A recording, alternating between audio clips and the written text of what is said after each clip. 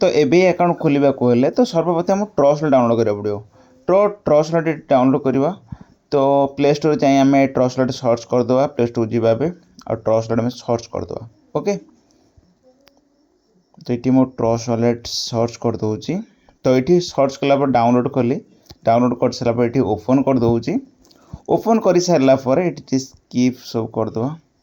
हाँ स्किप कलापर ये trust wallet open करवा तो ये क्रिएट न्यू वॉलेट उपर आम क्लिक करवा। क्लिक कलापर सी जेकोसी तुम 6 डिजिट पासवर्ड देदेव मो पासवर्ड दे दूसरी गोटे 6 डिजिट्र। तापर मु कन्फर्म कि डेनी मारी पारि ये ऑलरेडी मोर अकाउंट बनिक हो गला। तो अकाउंट बनी सारा ये स्किप मारिक ऊपर देख मैनुअल वॉलेट लिखाई पाखे छोट तीर चिन्ह अच्छी तापर आम क्लिक करवा। क्लिक कलापर ये कौन होना ये देख मैनुअल उपर क्लिक कर मैनुअल उपर क्लिक कलापर ये तुमको डॉट मारी पासवर्ड ये तुम क्रिएट जो मिली 12टा डिजिट ये पासवर्ड को तुम डायरी पेन कंटिन्यू कर रख आउ भूलीगले मैंने पासवर्ड तुम गला।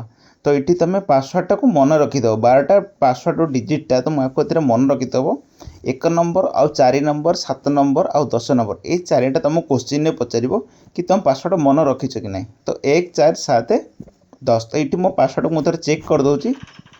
चेक कर सारापर तो ये मुझे कौन करना कन्फर्म करी कन्फर्म कलापर पुणी थर जाए मो पासवर्ड को मु क्रिएट ये कर ये मोर 1 आउ 4 7 आउ 10।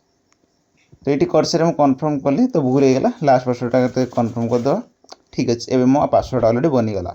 ओके तो बनी सारापर मु बैक करी पुणी बैक करी बैक कलापर ये मुझे कौन करी ना मैनेज क्रिप्टो मो BNB स्मार्ट चेन जो ब्लॉक चेन को ऐड करी। ऊपर देखो 4 नंबर ऑप्शन अच्छी BNB ब्लॉक चेन।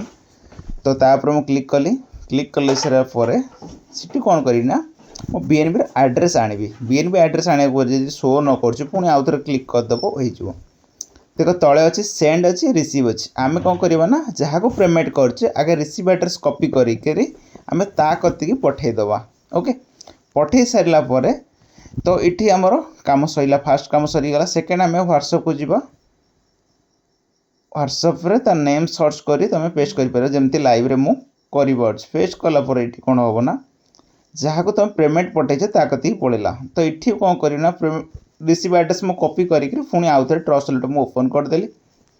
ओपन ये कर सारापर सर्वप्रथम जहाँ को भी अकाउंट खोल प्रोएक्स कॉइन तुम पठेब।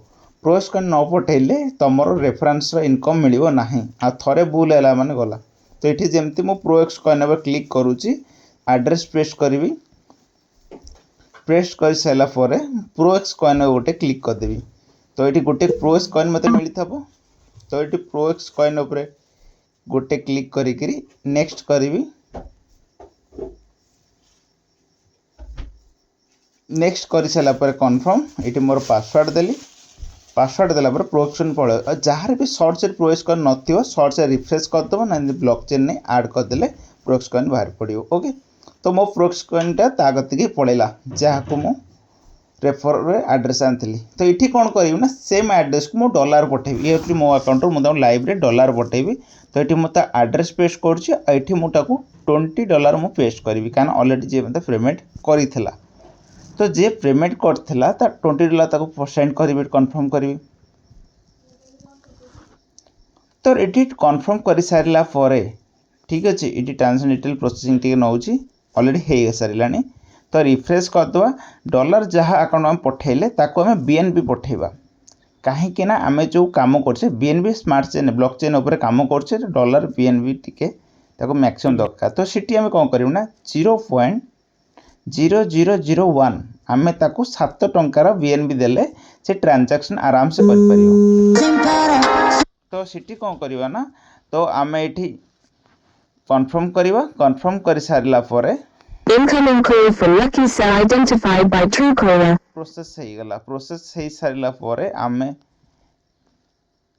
पुणी थे अकाउंट को जीवा जार अकाउंट पेमेंट करेचे तो सीटी कौन करना रिफ्रेश करदे एड्रेस पेस्ट कर सारापर ये आम अकाउंट तार ओपन करदे अकाउंट ओपन कर थोड़ी रिफ्रेश करद जी पेमेंट पठेला कति $20 भी आसी जाइए आउ किछिटा BNB आसी जाइए 0.01 ठीक अच्छे।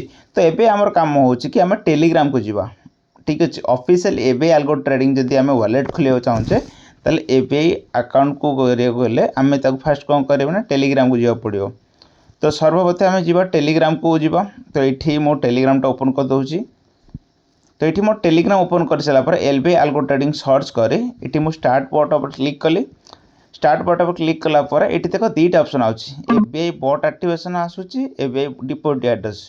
तो ये मुझे सेकेंड ऑप्शन क्लिक करी एबीआई बॉट एक्टिवेशन BP20 जोटा तापर क्लिक कर एड्रेस को मुझे कॉपी करी ये भल कि 2 थर मुझे कॉपी करदेवी। तो लास्ट एड्रेस भी आउ थे मन रखिदेली 39 ओके। तो ये मन रखी सारापर मो अकाउंट ओपन करी जो न्यू अकाउंट जो new person send ever click करी आ USDT ऑन करी मुझे $20 पठेबी। $20 पड़े मो आईडी अलरेडी एक्टिवेट हो।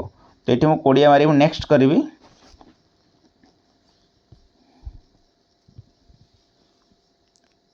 मो कन्फर्म कर पासवर्ड दे दूसरी सिक्रेटली। पासवर्ड दे सारे अलरेडी मो डॉलर पड़े विदाउट 12 घंटा भितर मो अकाउंट भी एक्टिवेट हो जी मत रेफर कर $10 रिफरेंस पड़ेगा। ठीक अच्छे। तो ये हूँ कथा। तो एबीआई डिटेल्स तो आउ जाना चाहूँ तो मो चैनल को सब्सक्राइब कर बाकी एबीआई सब कॉइन डिटेल्स तुमको गाइड